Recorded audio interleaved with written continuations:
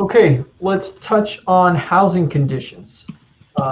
Again, something we touched on, but want to expand on. What housing conditions should agricultural workers look out for, and what can they do if the housing conditions are insufficient? Okay, to begin with, employer-provided housing or housing provided by the farm labor contractor must be inspected each year.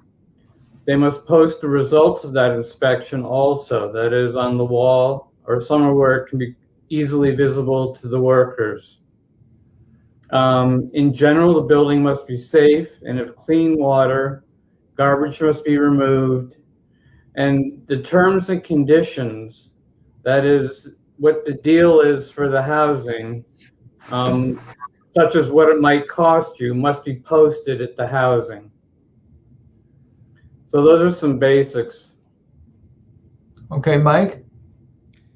In terms of what workers can do about it if the housing is not in good condition, it depends on, to a large extent, it depends upon whether the worker is an H-2 worker or whether they're not an H-2 worker. For people who are not H-2 workers, there is a federal law which protects farm workers and which requires that housing meet certain minimum standards, which are spelled out in detail in the law.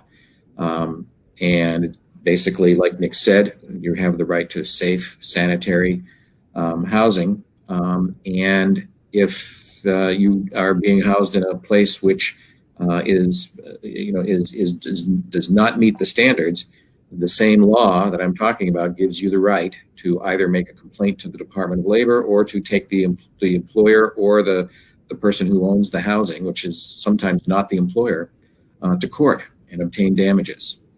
If you're an H-2A worker, it's a little more complicated because that law that I was talking about, like Elena said a little earlier, doesn't apply to H-2A workers, but there is a mechanism, there is a procedure with the Department of Labor to make a complaint and ask that the situation be addressed. And in both of those situations, Pine Tree and or LASME, depending upon where you are, can advise you in more detail about what the process is and assist you in making complaints. Yeah, and to add to that, in New York, if you're not at an H-2A farm, what